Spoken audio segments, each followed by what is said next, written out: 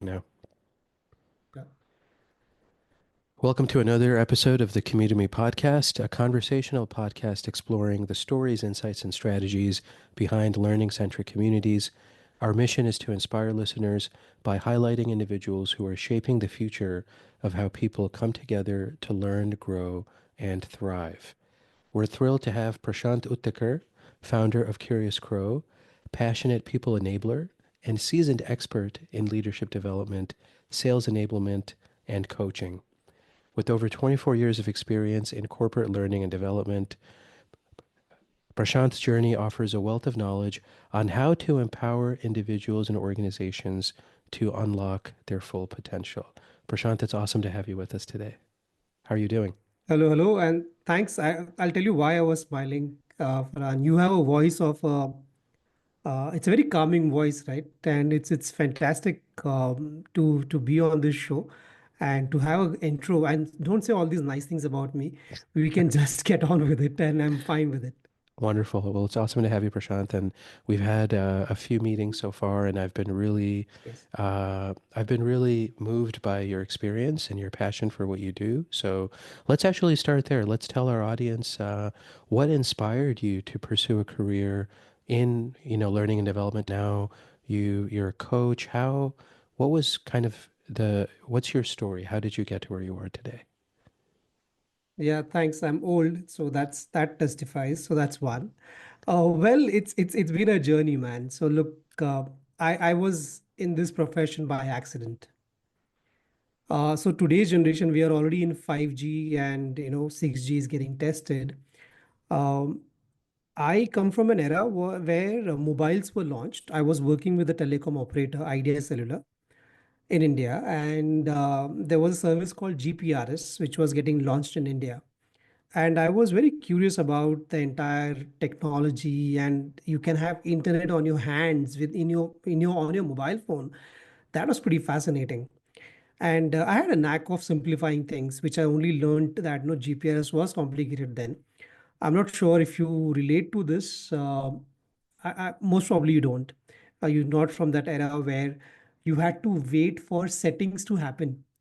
Um, uh, so there was an era. So let me just maybe sound like an old uncle. There was an era where you had a mobile phone, Symbian operating system. You had to enter the settings manually. Only then you could get some sort of internet, which was GPRS. Okay, and I was one of the guys who could understand this really easily and could emulate that with the customer as well as people who were around me. I could tell them, hey, you know what, this is how it is. And that's how the first module also came into life, where I could say, for this answer, this is how you go about. Someone saw that and said, hey, you know what, while you're talking here, get in a room and tell more people. That was the first introduction for me to get into a space called as learning and development. Mm, One thing led to another. I understood some nuances of it, did some more research in terms of what exactly does it mean. Did a couple of courses on instructional design and some more in terms of facilitation, and was really moved and gravitated towards the entire ecosystem of enabling people, enabling them to do a better job in the marketplace or wherever they are.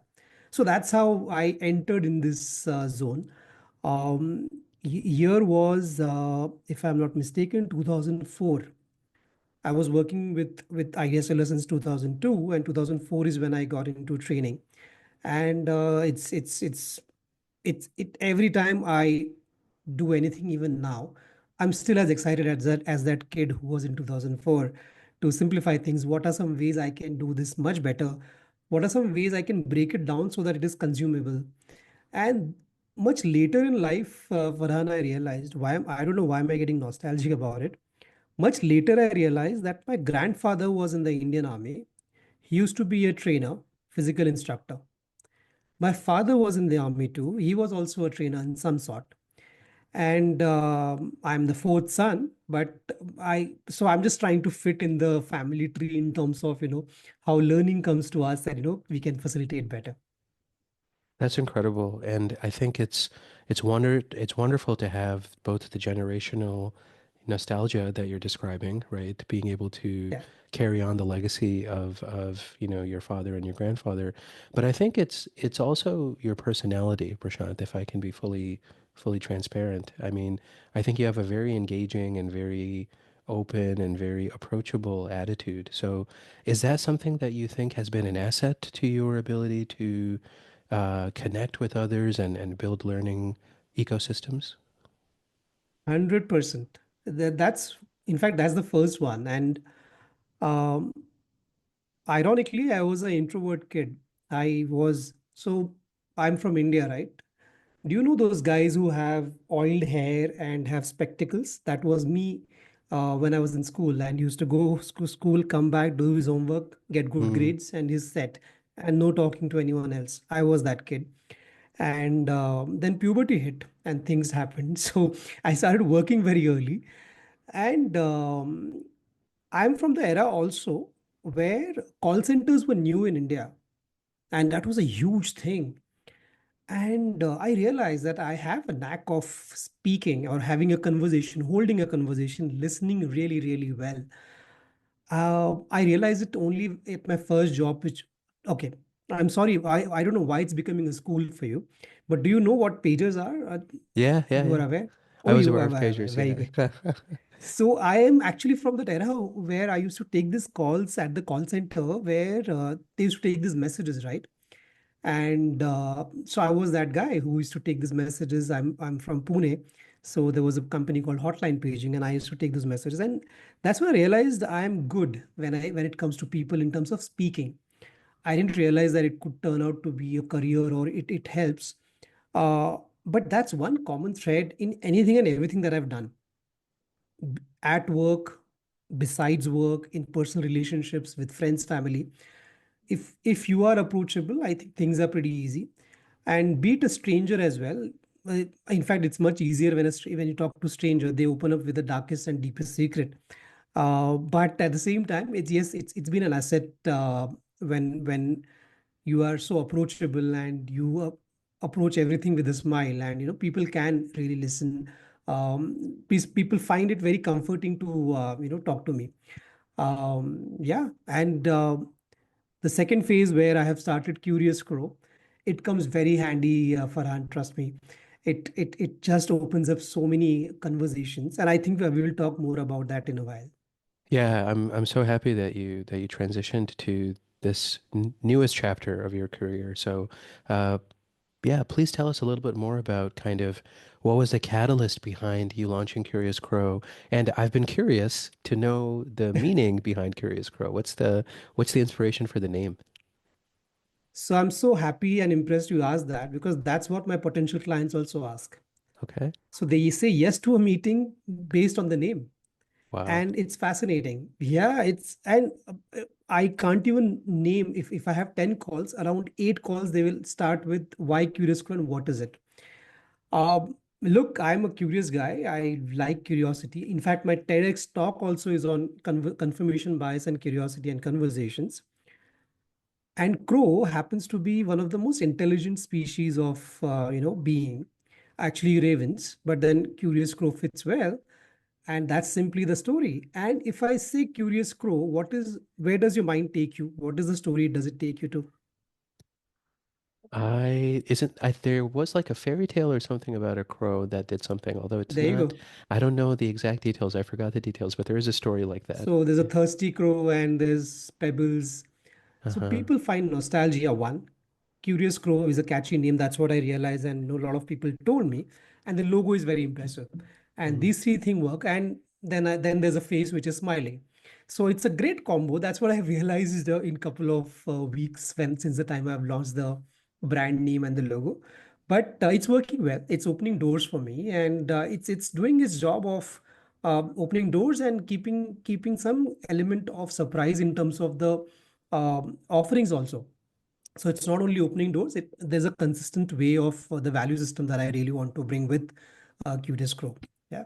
No, that's incredible. And I mean, I've been following, your social media posts and some of the Thank work you. that you're doing. It's been great to see the evolution of your brand and the reception that folks are, you know, that you're receiving, I should say, that, everybody seems to be very open to learning more about what you're doing. And so what is it right now that we're at the beginning of the year, Prashant, and I think 2025 for both of us, both for me and for you, we're really looking to Yes. scale our ventures. We're looking to take what we really enjoy doing to new heights. Where do you see yourself and, Curious Crow, let's say the next 6 months, the next 9 months, by the end of the year? How would this experience, all the great experience that you bring over 24 years, how is that going to be revolutionary, if you will, or how is that going to impact Oh, wow. what you want to, to achieve this year? That's a power packed question. I hope I get the job after this. So so look, it's a phase, right? And um, some of the things that I've learned with 24 years and some white hair is that everything is branched out and phased. I've started Curious Crow August, September. Now is the phase of foundation and couple of more months foundation. When I say foundation, it's very interesting, right? You know the abilities that you have, and this is what you want to offer. But the moment you get into a conversation, there's an energy exchange, and it takes a different route altogether. So what I originally intended to do, I'm doing much more in terms of offering, which is that I like. So right now I'm in the foundation phase for a couple of more weeks or months, which also means that I'm getting clients. I'm also having these longer conversations in terms of getting that stickiness in terms of if there's a client who's used my services, how can he get back to that? Or is there any recommendation? So I'm in the phase where I'm getting the brands getting out there in terms of what do we stand for as Curious Crow? What do I stand for as Prashant Uttekar? Uh, Having the bundle offerings that I have.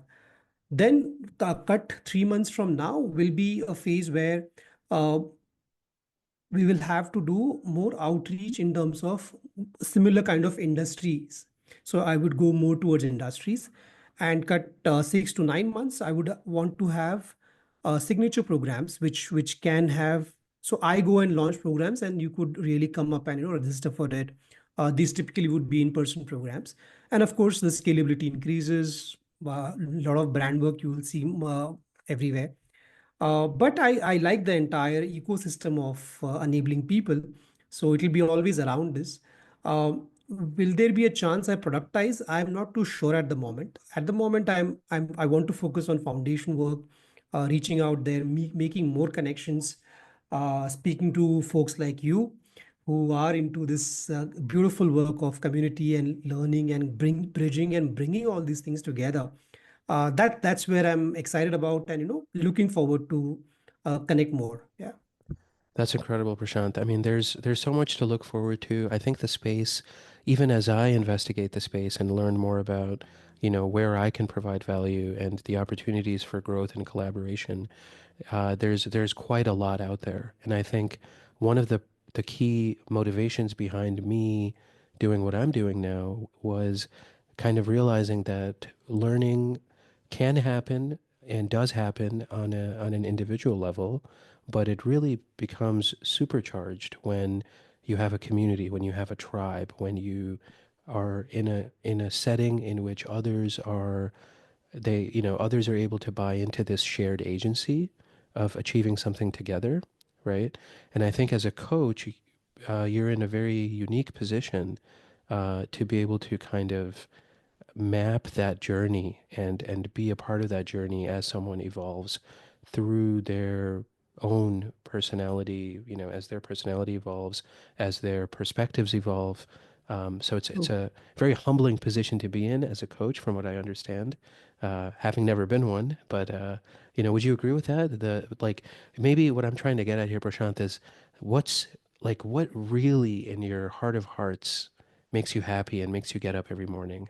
I think it's seeing that change, right? Not only communicating and loving the connection piece, but also seeing that change. But please, tell me if I'm right or wrong on that.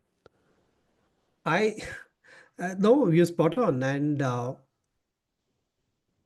I was born into a family, Farhan, where responsibilities came in very early. And in Hindi, I can say that मैं बचपन में ही बूढ़ा हो गया था और mature हो गया था. That Mm, is, at a very early age, I realized these abilities about me, where I am extremely joyous when I'm able to assist someone in finding their own goal. And this is not at corporate, in general. mm, When I'm able to be that catalyst, or do something which helps someone to do something better, and I have that ability of doing, that gives me that kick, that gives me that energy, that hey, you know what, I'll do this. Probably I'll add value here. What are some other ways that I can do this? And I you'll always look for a multiplier, right? So 100%. And you also spoke of community. It's very interesting. The way I look at it is, it's your tribe, right? There are two types typically. You have an informal community, you have a formal community. Informal ones would be your friends, family, where you get your warmth, energies. They can be naive, they can be blunt about things, which is nice, because that's the one thing you should definitely take care in terms of feedback and everything that you stand for. And then there are formal communities where I'm also a part of, probably creating few as well, where there are experts and they will give you that opinion which matters from a technical aspect of things in any format that you are at. So be it coaching, I have a mentor coach who helps us guide and steer through. He also has a mentor coach with more experience. So it's a beautiful ecosystem of things. Uh, Even in learning and development, or leadership development, or sales training, anything that I'm trying to do, ensuring that your vibe attracts the tribe, right? Ensuring that you have the right people set and you have a sounding board if you are in doubt. Um, that speaks a lot in terms of growth for you as well as for the community in general. Uh, when I was growing up, we didn't have a concept of community as such formally, but invariably, you'll always find people of similar interests together. Right? I'm a yeah. basketball player, so I exactly understand this. Even now, when I play down at my court, I don't know if you can hear the people, kids are playing. No? I play with kids who are 12 years, whose fathers are of my age. But when we play because the central theme is basketball. That's playing, and that's beautiful. And sports can draw a lot of analogy into anything that I'm trying to do. That's beautiful. The relatability of things cuts across age, and that's wonderful. That's what something like sports can do. That's what something like Reigns can do. That's something like a movie can do. And if I'm able to get a little essence of that in any community building, I think that will be the purpose. I don't know what was the question, but I think I have gone from uh, I've come to community, and come relating that to where it makes sense for us, and it's going to thrive. I think you can already see it, thanks to technology like WhatsApp and some more groups of sorts. That's very powerful as well to ensure that there is connectedness to things. Absolutely. It really taps into our human desire to just be with others and to find safety and comfort and support and positive energy, all the good things that all the Yeah, intangibles, right? Those intangibles rely on us, I think, as a species. A big part of that is being with others and really enabling others and getting that awesome input and energy from others. And it's amazing. I think what I really enjoyed about what you said right now is the vibe kind of attracts the tribe, or the vibe drives the tribe. I'm going to use that from now on, and I'm going to make sure sure. to give you credit for it. One of one of the I'm not things. the originator of it. Don't worry about it. It's been out Okay. there for so long. It's wonderful. It's my Sure. first time hearing it. Yeah, but it's a How is great it? way. It's a great way to summarize, I think, the way that communities evolve. Uh, the other kind of this is a bit more of a meta question, Prashant, but one of the things that I enjoy about speaking with folks like you and the work that I do is I see enablement and leadership and community building. These are processes that take place wherever we have humans, wherever we have it's a global, it's a universal need. And when we first chatted, I remember we talked about the coaching landscape, Yeah. specifically in India, is evolving, right? I would love for you to speak a little bit about that, as you grow your business, as you interact with others, as an entrepreneur, maybe in this latest iteration. What unique challenges or opportunities are you, coming across within the Indian ecosystem of coaching? And maybe this is an opportunity for other Indian colleagues to reflect on, some of these challenges and opportunities.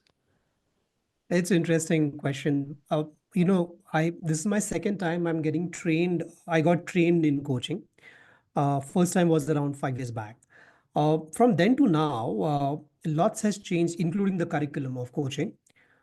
I'll talk about awareness. There is a lot of awareness now. People understand coaching.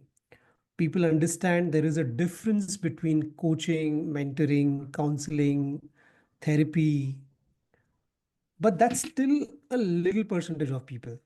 So in percentage, if I have to say, if it was 0.1 5 years back, now it is great, which is around 2%. But there's still a very huge community and a large community which still needs to understand. Now, as an individual, honestly, I may not care. Would have a challenge.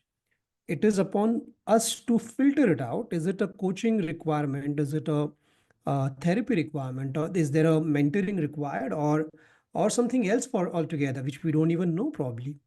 So it's an interesting mix. So there is definitely a requirement to qualify as an individual. What am I going through? No, I'm just going through. Why do I care in terms of how do I get a solution? At the moment, the avenues for this individual are too many. That's one. Example, I'm an individual who feels, let's say, I'm stuck at a job for longest time and I don't know what to do, what next to do. Should I go for a skill development? My HR is pushing me for a training which I'm not even keen on. I'm stuck in this role for like 5 years, but and my peer, my folks who I studied with have already reached a level above. I have no clue what to do.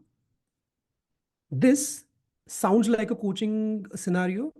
Now, let me give a twist to it. I go home and I'm always pressurized to do things, and there is an admission of my kid that I definitely need to do, and he's stressed out. Is this also therapy? Sounds like a therapy requirement. It could also be a mentoring thing. It could also be counseling. We don't know. As an individual, I'm not expected to know. The challenge that we face is this something that requires addressing and acknowledging is the first step. Forget about the solution. Solutions, probably we are aware because I'm in the space at the moment. Does this needs addressing? If I'm able to do that awareness, Farhan, I feel that I'll be successful. Forget about me getting client or not. Mhm. We, again, I'm sounding old again, that we come from a generation where these are all subsided things. You're Asian, so I'm not sure you grew up in US, I know. But for us to say, "Ki, okay, I'm not feeling so well," and without a physical ailment is not an encouraged kind of a behavior, right? I'm down. What do you mean by down? Oh, everything is fine. You don't have a headache. Just go. Now it has pros and cons to it. But now, given the age and the generation that we have, the first step to acknowledge that, okay, there's something that I notice as a pattern and it's not really great, and I need to talk about it. If I'm able to make that difference or that bridging, I'll be very successful. I'll be very happy. I'll be very joyous if I'm able to do that. Solutions that can be later. Example, even in coaching, when we get scenarios where it's beyond my expertise or capacity, we definitely recommend. Recently, I did something for someone in terms of therapy. So the avenues and the solutions are many. There is definitely awareness. So my nephews who are in 20s and 25 years old, they are quite aware of the concepts. They are quite aware there is an avenue to vent. There is an avenue to develop cells. There's an avenue to talk about what am I going through in my brain, heart, or what is happening. I'm very impressed with the generation that they are very much aware. The challenge is with my generation, which is the millennials. They don't acknowledge it. They feel, and by the way, millennials, I'm just advocating for you. You're the only ones who are getting shouting from your boss, which is a boomer, from your juniors because they come from a different generation, and also your kids and home. So we are the sandwich generation, which gets beating from everywhere.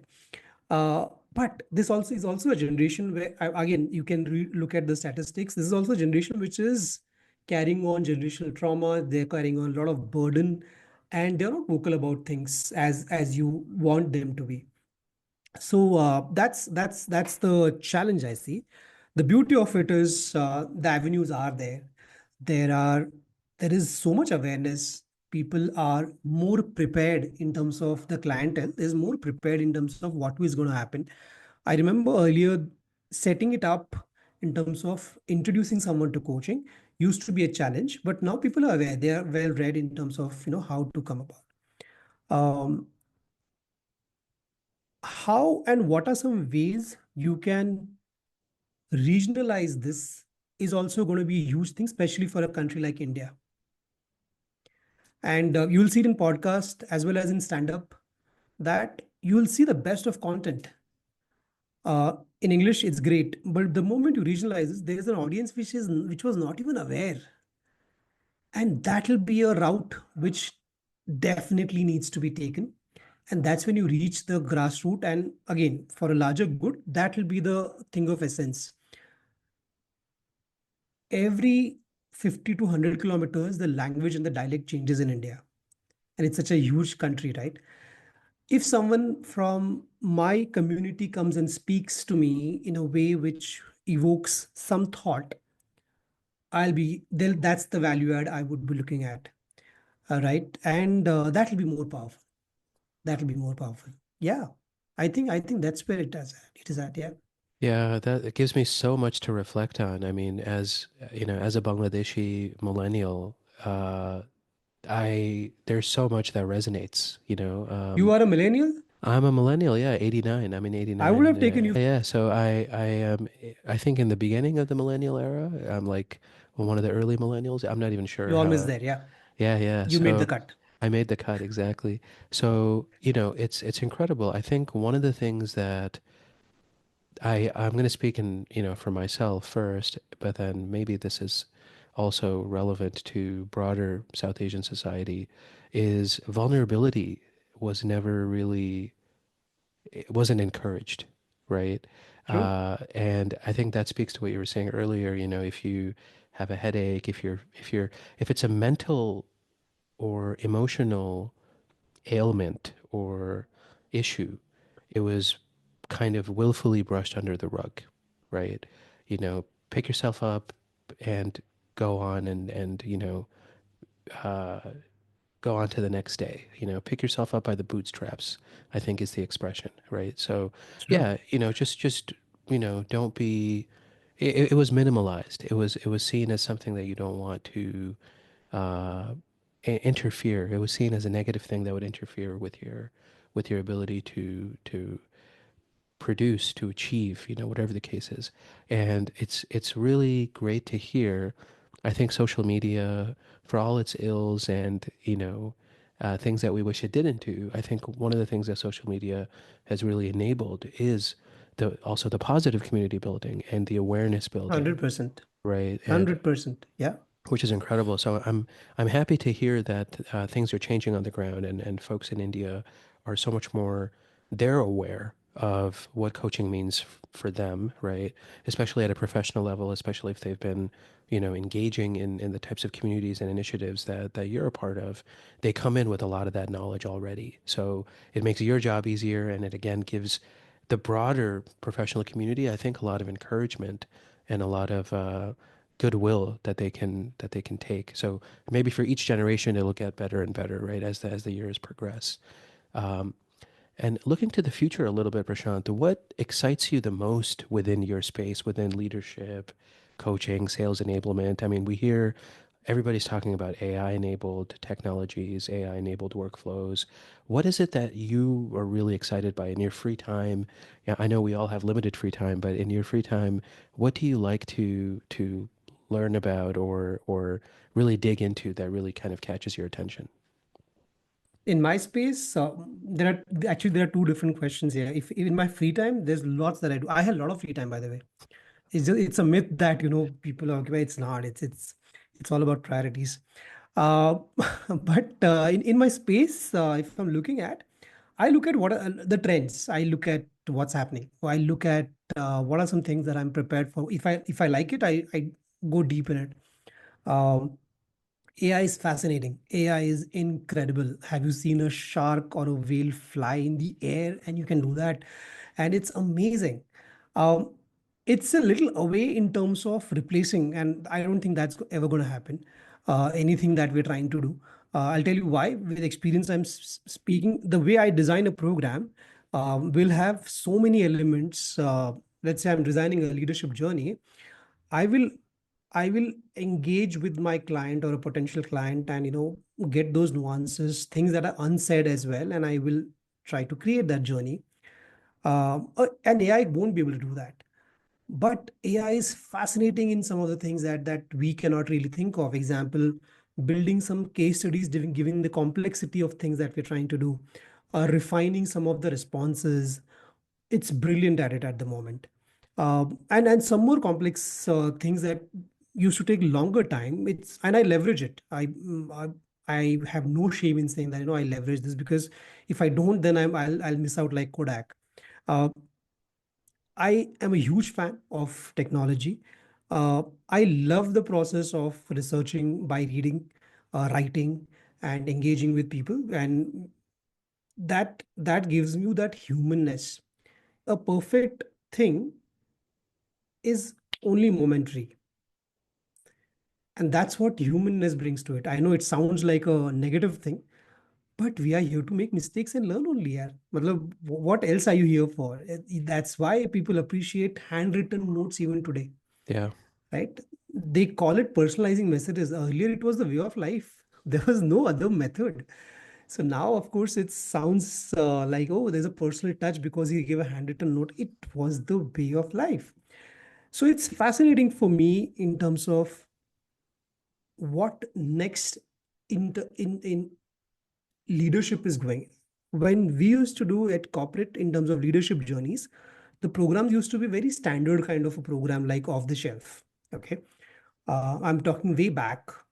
Now, when I talk to CHROs and HR heads, the conversations are very, very specific. And I appreciate that. Now, when I talk about, they are addressing the real challenge, which is generational bias. They're addressing the challenge of my organization is not young. What are some ways they could be thought processes which can be introduced in the organization? And these are amazing asks. Some years back, this was not even the surface, or it wasn't even discussed. It used to be look like those 10 to 15 array of services, and you just pick and choose and you do these programs. Now everything is customized. I love that space. Going forward, and it's already happening, by the way, going forward, there will be mechanisms of gathering that non-verbal cues by default. And someone like me would come as a expert in terms of designing the journeys from there and gathering more, listening more to create better. I think that's always been, it's there at the moment as well, and that will continue, because there's a sense of future looking in terms of organizational goals, vision, mission. Based on that, if you're able to craft and create skill set for the employees, I think that's what someone will be really appreciative of. But I'm really appreciating the current trends in terms of tailor making it for me and my brand. And it's amazing. Then it gives you a couple of things. It gives you stickiness to the brand. The employees will feel okay. They think about us as well when they are making this ambitious plans for them in crores or $1 million. So we are also getting upskilled in some form or shape. Uh, Another conversation which is very interesting is, after till manager, senior manager level, which is like, let's say, 10 years, you reach that position only you because the only reason is you are an expert of one particular or two particular things, but nobody teaches you how to manage people.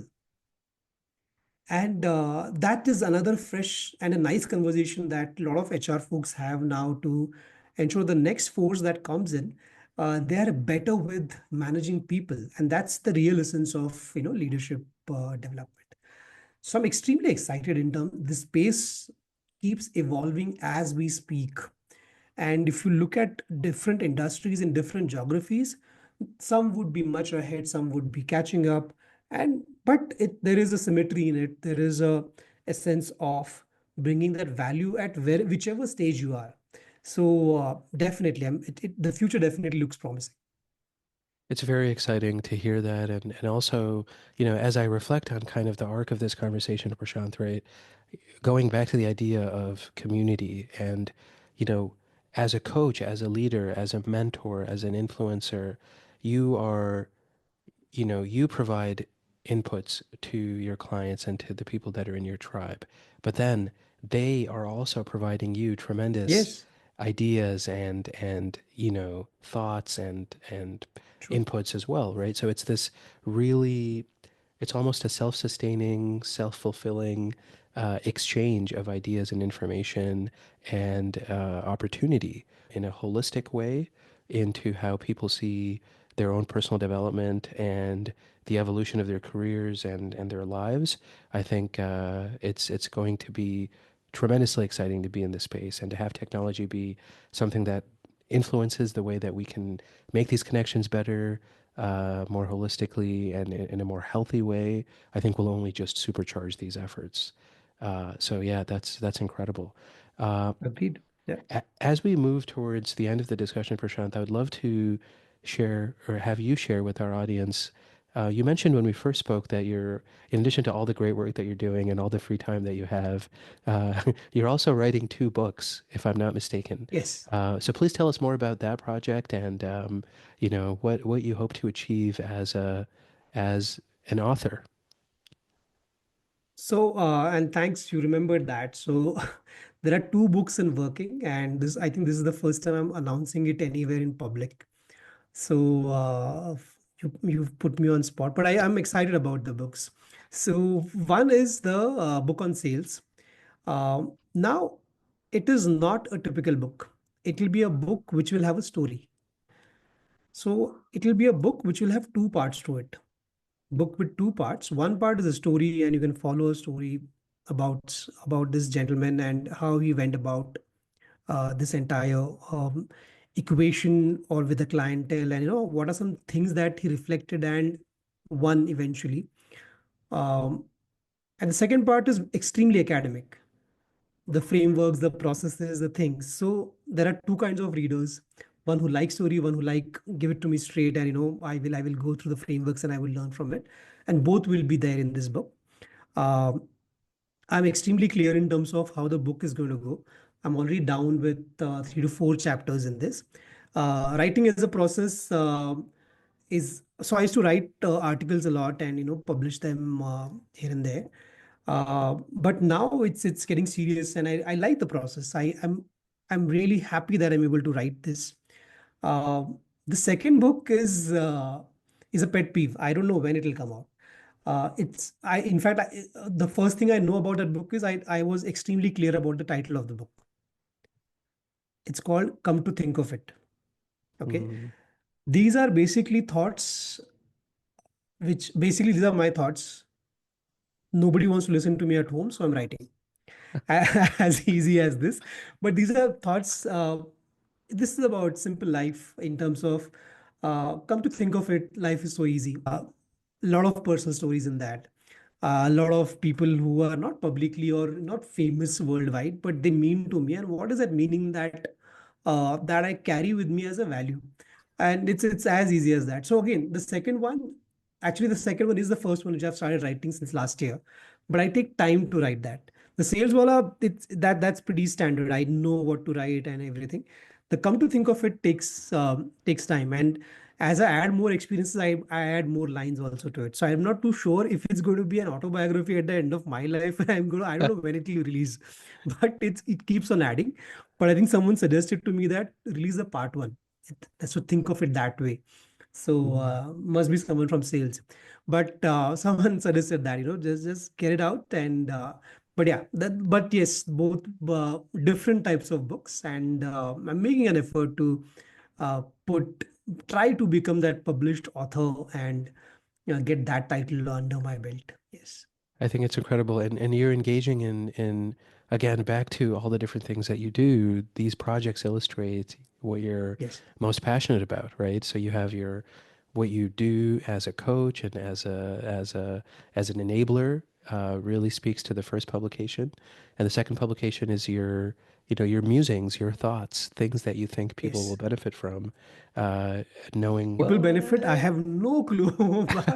I think it'll Like be I an said, interesting it's just read. thoughts. Yeah. Yeah. I think it'll be a Hopefully, great hopefully. read. Yeah, I mean, some of my favorite books have been thoughts, written up by people, philosophical reflections, if you will, right? And because it takes the edge off of what we generally think of when it comes to reading. And it's funny. I read an article a couple of maybe weeks ago that a lot of college students in the U.S. these days they actually graduate without having read a book cover to cover, right? Oh, wow. It was an incredible statistic. I think it was in the Atlantic or one of the major publications. But because we're in uh, because we live in a world in which everything is instant gratification and everything is, I'm going to ask ChatGPT, I'm going to get an answer. Google is going to summarize all the things that I need to know. Just give it to me quick, right? That speaks to, I think, that second part of the first publication that you're mentioning, right? Mm. But brevity and uh, I guess everybody's distracted, limited attention spans. Those kinds of things affect how people consume information. So the publications that I have enjoyed and read recently have been short and have been thoughts and musings by That's people that I promising. follow. Thank you, young man. Yeah, yeah, yeah, absolutely. Prashant, how can folks find your work? Tell us a little bit more about maybe if they want to follow your work or find you. What are some of the resources that they can go to? I am constantly on LinkedIn. Mm-hmm. Some of the things that I do, I post on LinkedIn. And so I think you can you can put the link in the Yeah, description. they'll be in the show And notes. Exactly. Yeah. Hmm. yeah, and on Instagram, I'm on Coach Prashant Uttekar. But Instagram, um, I sparingly put as frequent as on LinkedIn. When you say some of my work, I already sound like like I check out a book every now and then, and I do so many podcasts and I do videos. I don't do any of that. When Farhan says that my work, he simply means he basically likes me and my posts. So listeners, if you're listening, he likes my posts. That's the work on LinkedIn. Okay. um uh, I seldom put in terms of what I did, or a photo from training. You'll not find, you'll never find. um Yes, here and there you'll find testimonies. Here and there you'll find, oh, I like this movie. What does it make sense to me? I mean, by the way, Soul, if you not watch, please watch. And things of that sort. So it's that kind of content. When he says, he's already making me big by saying that where can you find me and all that. So I'm not as famous as he wants me to. Of course, I would like to, but in terms You'll of get for my there. You'll work, get there, Prashant. Absolutely. super, super, Farhan. Thanks. No, that's Yeah. wonderful. So LinkedIn is where I'm regular. Yes. So yeah, we'll put your LinkedIn link in the show notes and Sure. definitely encourage folks to check out your work. Any final thoughts, Prashant? I know listeners are the folks that I would like for us to cultivate this community of listeners. I think are interested in everything that we talked about today. But any parting thoughts or things that you think they could walk away with? No, it's fantastic. The It's so joyous. There are things that you do for kitchen, there are things you do for soul. I'm glad I'm able to do both with the same thing, which is enabling people. Yeah. Right? I didn't write this, it just comes naturally to me. So uh, it's fascinating if you're able to do things which make so much sense to you, you sleep better. So if you're able to do that, if you're able to find that, if you've already found it, amazing. You know what it feels like. If you've not found it, you know how to find me, and I can coach. I'm okay. So that's a good plug, right? Uh, at the same time, anybody who wants to build a community, anybody who wants to like or get into a learning profession, because I get this question asked, how do I navigate through? Uh, be open in terms of engaging with people. Simply ask. The simplest way to get information is to ask. Very, very simple. People whom you look up to, just ask. And people are very kind. Don't underestimate people. They're very kind to help you in whatever capacity that they will. They will always want to help you. Uh, if they don't, it's okay. Ask someone else. It's as simple as that. Be shameless in terms of asking. And it talks a lot about in terms of what you want from that conversation, from that interaction, from that process, that person. So just simply ask, as easy as that. That's wonderful, Prashant. Awesome, awesome advice. And I think, yeah, I'll be following your work, and I'll be asking Sure. everybody, I'll be asking everybody in my community to also, check out what you're doing. Thank you so much, That's very Prashant, kind of for, you. yeah, Thank for you. being a part of this experience. I really appreciate it. I'm so happy, Farhan. You started with the face where it was a calming voice. Now you're smiling. So I'm glad you had fun, and I had I did. equal amount of fun. It's incredible. I love the kind of work you're trying to do, and I'm a huge fan when someone starts something because you will not find the supporters later when you get success. So good luck. And I'm really, really hoping this crosses Joe Rogan's podcast numbers as well. And you get bought by Spotify. Spotify, if you're listening, this is the guy. Okay. Oh, So thank thank you so you. much, Farhan. Thank you, Prashant. It was a pleasure.